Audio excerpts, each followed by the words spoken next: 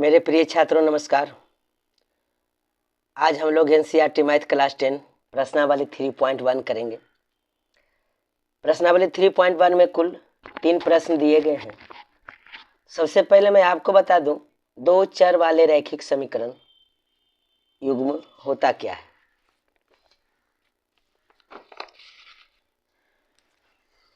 तब हम लोग प्रश्न को हल करेंगे। दो चर वाले रैखिक युग्म रैखिक समीकरण युग्म, ये हमारा चैप्टर का नाम है। दो चर वाले रैखिक समीकरण युग्म, ये हमारे चैप्टर का नाम है, अध्याय का नाम है दो चर। चर राशि होती क्या है? चर और एक होता है अचर। चर में A to Z होती है, जिसे अंग्रेजी में वेरिएबल कहते हैं। वेरिएबल हम A लिख लें, B लिख लें, X लिख लें, Y लिख लें, Z लिख लें। और अचर राशि को अंग्रेजी में कांस्टेंट कहते हैं, जो 1 2 3 4 डॉट डॉट यानी अंक में होता है। जो अंक में होता है अचर राशि होता है, कांस्टेंट होता है, उसका मान कभी नहीं बदलता है।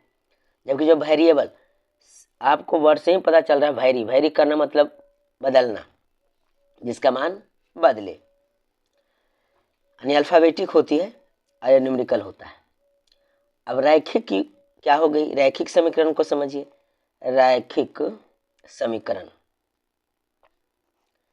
रैखिक समीकरण वैसा समीकरण रैखिक समीकरण कहलाता है जिसकी घात एक हो, जिसकी घात 1 हो। और ग्राफ पर हम हल करें समीकरण को तो एक सरल रेखा हमें प्राप्त हो, उसे हम रैखिक समीकरण कहते हैं। और युग्म का मतलब हो जाता है जोड़ा। जैसे देखिए, x + y - 3 बराबर 0, घात एक ये रैखिक समीकरण है। युग्म है, जोड़ा है, यानी दो चर वाले हैं, दो चर हैं और घात क्या है? एक, तो रैखिक समीकरण हो गए। रैखिक समीकरण के युग्म हो गए। तो अब आप लोग वाकिफ हो गए होंगे कि दो चर वाले रैखिक समीकरण युग्म क्या होती है।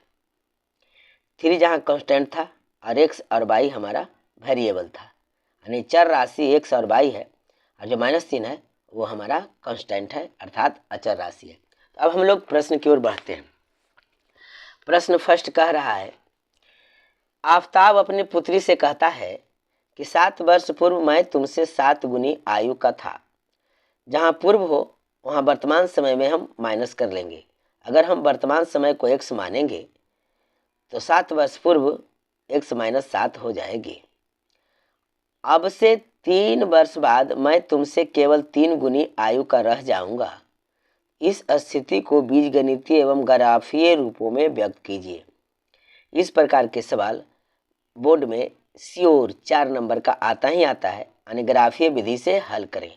अगर 3.1 में आप अच्छी ढंग से समझ जाते हैं तो 3.2 या इस प्रकार के कोई ग्राफीय विधि से हल करना हो तो आप लोग आसानी से कर लेंगे। इसीलिए ध्यानपूर्वक मेरी बातों को सुनेंगे और ढंग से समझेंगे, और फिर से वीडियो देखने के बाद आप बुक निकाल कर खुद से बनाएंगे। चलिए हम लोग शुरू करते हैं प्रश्न को हल करना। माना हल, ये आपका हो गया, समझिए फंडामेंटल एक तरह का। इसे मैं एक बॉक्स में डाल देता हूँ, ठीक। प्रश्न संख्या 1 का मैं हल कर रहा हूँ। माना आफताब की वर्तमान आयु x वर्ष है। चूंकि दो चर है तो हमें चर भी दो राशि माननी होगी, x y या a b या u भी, जो आपको माननी है। तथा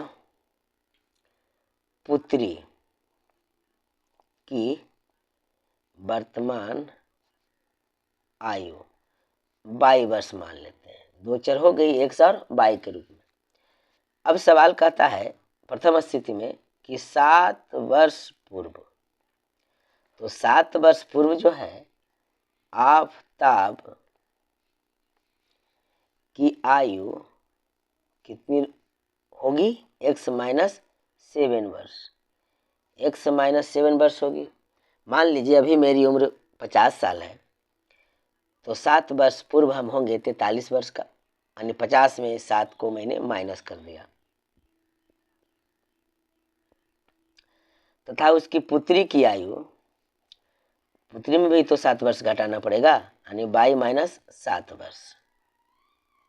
अब कंडीशन क्या कह रहा है? कंडीशन कह रहा है कि मैं 7 गुनी होऊंगा। इसको आप इस प्रकार समझिए,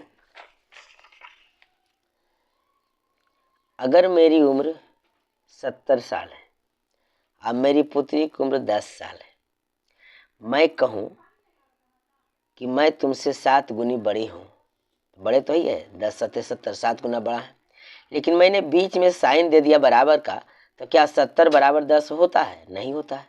तो हमें 7 इधर गुना करना होगा, छोटा तरफ ही हम 7 से गुना कर देंगे, अर्थात पुत्री की आयु तरफ हम 7 से गुना कर देंगे।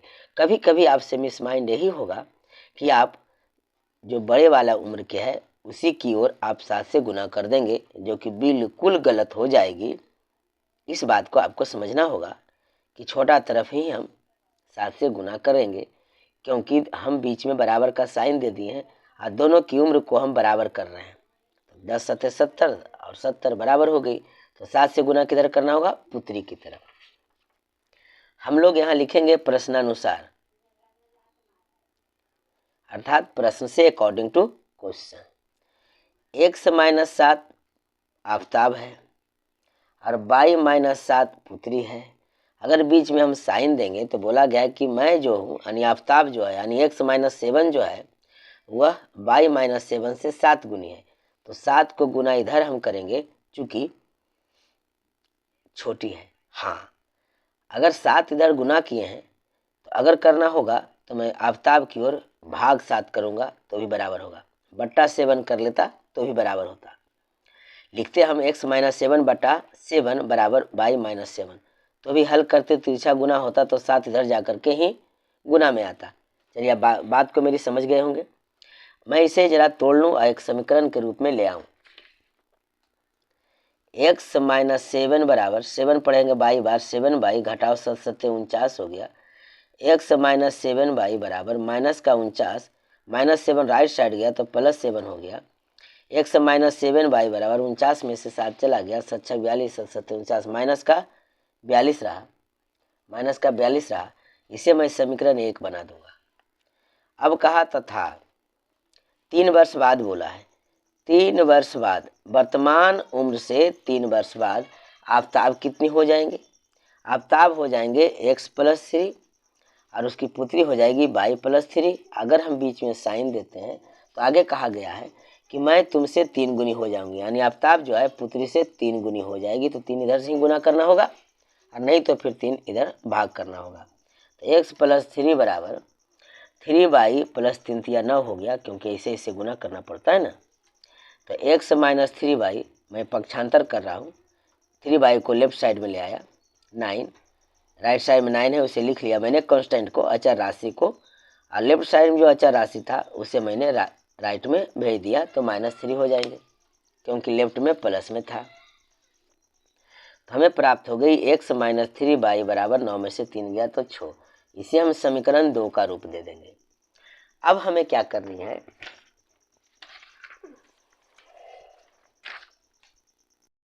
हमें 1 और 2 प्राप्त होगा, वो बीज गणितीय रूप में हमें प्राप्त हो गई, क्योंकि x y चर अचर बीज गणित में ही होती है। तो सवाल कहा है बीज गणितीय रूप में, तो बीज गणितीय रूप में समीकरण 1 और समीकरण 2 हमें प्राप्त हो गई। अब हम लोग इसे ग्राफीय रूप में व्यक्त करेंगे। तो ग्राफीय रूप में व्यक्त करने के लिए हमें कम से कम x और y के 2 मान ज्ञात करना होगा। 2 बिंदु रहेगा तब तो हम एक रेखा खींच सकेंगे। किसी एक बिंदु से निश्चित रेखा तो नहीं खींची जा सकती है ना, 2 बिंदु रहेगा तब हम एक निश्चित रेखा खींचेंगे। तो हम चलेंगे समीकरण 1 से, समीकरण 1 से, और यहाँ एक हम बॉक्स बना लेंगे, x y कम से कम 2 हल लेना होगा। अपने मर्जी से आप कुछ भी ले सकते हैं। तो समीकरण 1 कैसा था जी? समीकरण 1 था x माइनस 7y बराबर माइनस का 42 था। हम यहाँ क्या करेंगे, x के मान आप कुछ भी ले सकते हैं, -1 -0 माइनस में तो 0 नहीं होता ना, 0 कुछ भी लो, 0 ले सकते हैं, निगेटिव पॉजिटिव 1 करोड़ 1 लाख 10 लाख कुछ भी आप ले सकते हैं x का मान। तो y का मान वेरी करेगा, बदलेगा। किंतु दिमाग में आप एक चीज़ बैठा के चलिए कि ऐसा वैल्यू हम निकालेंगे कि x और y दोनों का पूर्ण अंक हो, क्योंकि अगर पॉइंट में आती है तो ग्राफ में व्यक्त करने में थोड़ी दिक्कतें आएगी, परेशानी होगी। होता कुछ नहीं, वैसे भी आएगा, लेकिन थोड़ा सा आपको जब दोनों रेखाएं, क्या होता है कि मान लीजिए एक समीकरण 1 का यह रेखा बना और समीकरण 2 का यह रेखा बना, तो ये जो बिंदु है वहाँ ही हल होता है x और y का हल। x और y का हल यही निकलता है। तो अगर पॉइंट में रहेंगे तो हमें एक्यूरेट मालूम करने में थोड़ी परेशानी होगी, इसलिए हम लोग ऐसा वैल्यू रखेंगे, ऐसा वैल्यू निकालेंगे कि वो पूर्ण अंक में हो। तो चलिए सोचते हैं कि हम x का मान क्या लें कि y का मान पूर्ण अंक में आए। अगर x का मान हम 0 ले लेते हैं तो हम समीकरण लिखकर यहाँ आपको बता रहा हूँ कि x माइनस 7y बराबर है -42 है। अगर x का मान मैंने 0 ले लिया तो देखिए क्या हो गई, -7y बराबर -42। 0 से कोई मतलब नहीं रहा, माइनस माइनस कट गया, तो y बराबर क्या आ गई, 7×6 42, यानी y बराबर क्या आ गई, 6। यही बात को आपको सोचना होगा कि पूर्ण अंक में आनी चाहिए। अगर x का वैल्यू हम 7 ले लेते हैं तो x की जगह 7 लिखिए, -7y बराबर -42, 7 प्लस में माइनस हो गई, तो -7y बराबर -42 -7, यानी -7y बराबर 7×7 49, माइनस माइनस कट गया तो y बराबर आ गया 49/7 7×7 यानी y का भी मान कितना आ गया, 7। चलिए समीकरण 1 से तो हम लोग निकाल लिए। ये आपका हो गया रफ। इस बात को समझिए, कितने स्टूडेंट को मैं ऑफलाइन पढ़ाता हूँ, यही मान निकालने में बहुत मिस करते हैं, गड़बड़ा जाते हैं। अब हम लिखेंगे समीकरण 2 से। समीकरण 2 से ऐसा ही एक बॉक्स हम बना लेंगे, x और y और 2 हल ज्ञात करेंगे। तो समीकरण 2 हमारा कैसा है, x माइनस 3y बराबर 6 है। अगर x का मान हम यहाँ भी 0 ले लेते हैं, सोचिए अगर 0 मैंने ले लिया तो -3y बराबर 6 है, तो y बराबर हो जाएगा 6 बटा -3, 3 दूनी 6। x का मान जब 0 लिया, हाँ तो x का मान मैंने 0 लिया तो देखिए 3 से कट गया, 3 दूनी 6, -2 आएगा, -2। अब अगर x का मान हम 3 ले लेते हैं तो सोचिए x की जगह हम 3 रख लेंगे, -3y बराबर 6, -3y बराबर 6 -3 घट गया जाकर उधर, तो -3y बराबर आ गया आपको 3, इसलिए y बराबर 3/3 यानी -3 1 आएगा। तो यहाँ कितना आ गया, माइनस का 1। अब हम लोगों ने इसे ज्यामितीय रूप में व्यक्त कर लिया, अब हमें ग्राफीय रूप में व्यक्त करना है। ये ज्यामितीय रूप होती है, ज्यामितीय रूप हम ले आए, 2 बॉक्स बना लिए। अब ये दोनों को हम लोग ग्राफ पेपर पर अंकित करेंगे। मैंने एक ग्राफ पेपर ले लिया है। सबसे पहले इसे हम लोग x और y का रूप दे लेंगे, क्योंकि माइनस में भी आ सकता है, वैल्यू आया भी है, इसलिए हम लोग इसे बीच में लेंगे। पेंसिल यूज करनी चाहिए, पेन नहीं, मैंने पेंसिल ही यूज किया है। यह हॉरिजॉन्टल लाइन मैंने ले लिया आपको, और एक वर्टिकल ले लेता हूँ।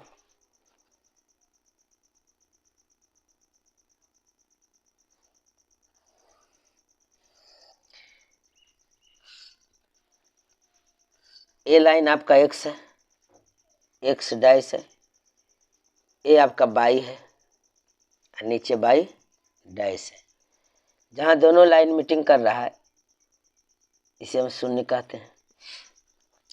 अब आपको मान लेनी है वेरिएबल के अनुसार कि अगर मैं इसे 1 मान लूँ यहाँ तक मोटे घर का, तो 1 2 3 4 5 6 7 नहीं होंगे, तो मैं यहाँ तक 2 लेता हूँ, तो यहाँ तक 1 हो जाएगा। ये बात को आपको समझनी है। मैं इसे 10 भी ले सकता हूँ, 1000 भी ले सकता हूँ, 1 करोड़ भी ले सकता हूँ इतना दूर का। तो ये बीच वाला भाग देखिए 10 10 1 1 1 1 10 घर है, यहाँ 5 है।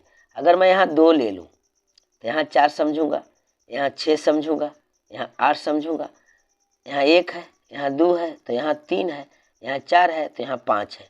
यानी पूरे एक घर को मैंने 2 समझा।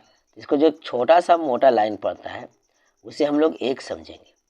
उसी प्रकार लेफ्ट में माइनस में चले गई -2 -4 -6 -8। ऊपर अप में पॉजिटिव में जाती है 2 4 6 8 10। नीचे आ रहे हैं तो -2 -4 -6 -8 -10। अब हम लोग समीकरण 1 को देखेंगे तो समीकरण 1 कैसा था कि x का 0 था और y का 6 था। पहले यहाँ ध्यान देना है हमको, x का 0 और y का 6, तो x का 0 लेंगे और y का हम 6 लेंगे। का 0 और y का 6, चलिए तो x अक्ष पर हम लोग ले लिए 0, अब y का 6 प्लस में है तो 2 2 4 2 6, यहाँ बिंदु रहा जो 0 और 6 है, आपका बिंदु यहाँ रहा। इसे आप इंगित कर लेंगे 0,6। सेकेंड है 7,7, यानी x का भी 7 है और y का भी 7 है, तो x का भी हम 7 ले लेंगे, तो 6 और 7 यहाँ हो गई, और y का भी 7 हम ले लेंगे, तो 6 और 7 यहाँ आ गई, क्योंकि यहाँ 8 हो जाएगा ना, यहाँ 6 है। तो y के लिए ऊपर देखिए, x के लिए हॉरिजॉन्टल में देखिए, y वर्टिकल, x के लिए हॉरिजॉन्टल, तो 6 1 7, यहाँ से 7, यहाँ हम लिख लेंगे 7,7। अब 0,6 और 7,7 का दोनों बिंदुओं को मिलाते हुए इंच को रख कर हम एक रेखा खींच लेंगे, सरल रेखा। बस वही दोनों बिंदुओं को हमें मिलाकर चलनी होगी, और कुछ नहीं। हमें कुछ नहीं सोचना है कहाँ जाएगा क्या कटेगा, बस आपको ग्राफ पेपर बड़ा होनी चाहिए, नहीं तो फिर मान आप लीजिएगा बड़ा बड़ा।